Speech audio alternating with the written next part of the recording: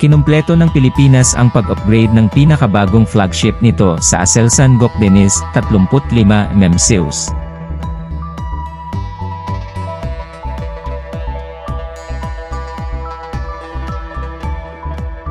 Sa isang makabuluhang pagpapahusay ng mga kakayahan sa pagtatanggol sa dagat, matagumpay na na-upgrade ng Philippine Navy ang isa sa mga Malvar-class corvette nito, ang BRP Emilio Jacinto, PS-35, gamit ang state-of-the-art na Aselsan Gokdenis 35mm Close-in Weapon System, Zeus.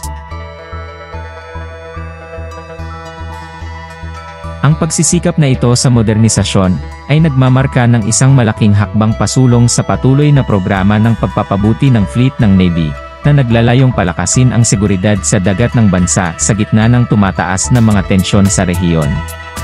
Ang BRP Emilio Jacinto, bahagi ng HEC-30-200 Malvar-class patrol vessel ng Navy, ay nilagyan ng Aselsan Gokdenis Zeus, isang cutting-edge defense system na idinisenyo upang makita at sirain ang mga paparating na banta, kabilang ang mga misil, sasakyang panghimpapawid, at maliit na mabilis na pag-atake. Crafts. Ang Gokdenis Zeus ay kilala sa mataas na rate ng sunog at katumpakan nito, na ginagawa itong isang kakilakilabot na karagdagan sa defensive arsenal ng barko. Sa opisyal na pag-unveil ng upgraded vessel, sa Naval Station Jose Andrada sa Maynila, itinampok ni Defense Secretary Delfin Lorenzana ang estratehikong kahalagahan ng modernisasyon. Ang pagsasama ng Aselsan Gokdenis Zeus sa ating barkong Malvar-class, ay makabuluhang nagpapahusay sa ating mga kakayahan sa pagtatanggol ng dagat. Ang pag-upgrade na ito ay isang mahalagang bahagi ng ating mas malawak na diskarte upang gawing moderno ang ating armada at matiyak ang proteksyon ng ating mga interes sa pandagat, sabi ni Lorenzana. Ang Aselsan Gokdenis 35mm Zeus ay kilala sa mga advanced na sistema ng pagsubaybay at pakikipag-ugnayan nito. Gamit ang dual-mode radar at electro-optical sensors, ang system ay maaaring tumukoy at makakagawa ng maraming banta ng sabay-sabay na may mataas na antas ng katumpakan. Ang mabilis na pagpapaputok ng 35mm na mga kanyon nito ay may kakayahang maghatid ng mapangwasak na dami ng apoy na lumikha ng isang proteksyon na kalasag sa paligid ng sisidlan. Binigyang diin ni Rear Admiral Alberto Carlos, na nangangasiwa sa paggawa ng modernisasyon ng Navy, ang mga benepisyo sa pagpapatakbo ng bagong sistema.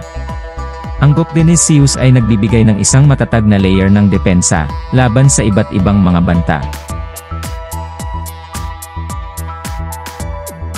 Ang pagsasama nito sa BRP Emilio Jacinto ay tumitiyak na ang aming barko at ang mga tripulante nito ay mas protektado, na nagpapahusay sa aming pangkalahatang kahandaan at pagiging epektibo sa misyon, sabi ni Carlos.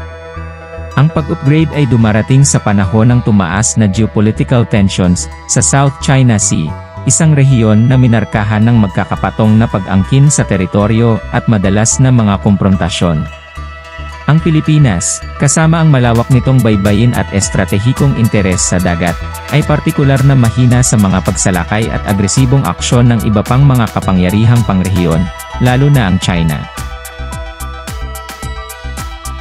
Ang mga pinahusay na kakayahan ng BRP Emilio Jacinto ay nagsisilbing hadlang laban sa mga potensyal na agresor, na hudyat ng desisyon ng Pilipinas na ipagtanggol ang integridad ng teritoryo nito. Naniniwala ang mga analis ng depensa na ang modernisasyon ng barkong Malvar-class ay magpapahusay sa kakayahan ng Navy na magsagawa ng surveillance, patrol, at defensive operations sa pinagtatalunang tubig. Ang pag-upgrade ay mahigpit na sinusubaybayan ng internasyonal na komunidad, na may mga reaksyon na sumasalamin sa mas malawak na geopolitical dynamics. Ang Estados Unidos, isang pangunahing kaalyado ng Pilipinas, ay nagpahayag ng malakas na suporta para sa mga pagsisikap sa modernisasyon ng Navy. Ang pagpapahusay ng mga kakayahan ng hukbong dagat ng Pilipinas ay isang positibong pag-unlad para sa panrehiyong seguridad. Ang Gokdenis Zeus ay lubos na magpapahusay sa defensive posture ng Navy, komento ng isang tagapagsalita para sa US Pacific Fleet. Sa kabaligtaran, ang China ay nagpahayag ng mga alalahanin sa pag-upgrade ng militar, na tinitingnan ito bilang isang nakakapukaw na hakbang na maaaring magpalala ng mga tensyon sa South China Sea. Ang isang pahayag mula sa Chinese Foreign Ministry ay humimok ng pagpigil at nanawagan ng dialogo upang malutas ang mga hindi pagkakaunawaan. Umaasa kami na ang mga rehiyonal na bansa ay maiiwasan ang mga aksyon na nagpapalubha sa sitwasyon at sa halip ay tumutok sa pagpapanatili ng kapayapaan at katatagan sa pamamagitan ng diplomatikong paraan, ang pahayag ay binasa. Sa loob ng Pilipinas, ang pag-upgrade ay natugunan ng malawakang pag-apruba. Pinuri ng mga opisyal ng gobyerno, mga eksperto sa pagtatanggol, at pangkalahatang publiko ang mga pagsisikap ng Navy na pahusayin ang mga kakayahan nito at protektahan ang pambansang soberanya. Binigyang diin ng mga mambabatas ang kahalagahan ng patuloy na pamumuhunan sa modernisasyon ng militar upang matugunan ang mga umuusbong na hamon sa seguridad.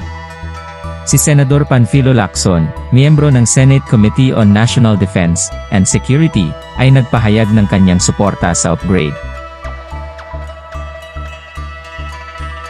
Ang modernisasyon ng ating naval assets ay mahalaga para sa pagpapanatili ng ating soberanya at seguridad. Ang pagsasama-sama ng Bukdenes Seals sa BRP Emilio Jacinto ay isang malugod na pag-unlad na nagpapalakas sa ating depensa, pahayag ni Lacson. Ang matagumpay na pag-upgrade ng BRP Emilio Jacinto ay bahagi ng mas malawak na inisyatiba para gawing moderno ang armada ng Philippine Navy.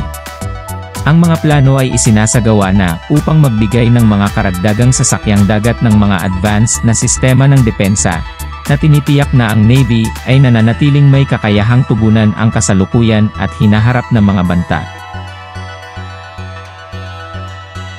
Habang patuloy na namumuhunan ang Pilipinas sa mga kakayahan nitong pandagat, binibigyang diin ng modernisasyon ng Malvar-class na barko ang pangako ng bansa sa maritime security. Ang pinahusay na defensive power ng BRP Emilio Jacinto ay hindi lamang nagpapalakas sa pagiging epektibo ng Navy sa pagpapatakbo, ngunit nag-aambag din sa pangkalahatang katatagan ng rehiyon. Bilang konklusyon, ang pag-upgrade ng BRP Emilio Jacinto, kasama ang Aselsan Bukdenes 35mm Seals ay nagmamarka ng isang makabuluhang milestone sa pagsisikap ng modernisasyon ng Philippine Navy. Ang pag-unlad na ito ay nagpapahusay sa mga kakayahan sa pagtatanggol ng Navy, nagpapalakas ng pambansang seguridad, at binibigyang diin ang desisyon ng Pilipinas na protektahan ang mga interes nito sa dagat sa gitna ng isang masalimuot at mapaghamong kapaligirang rehiyon.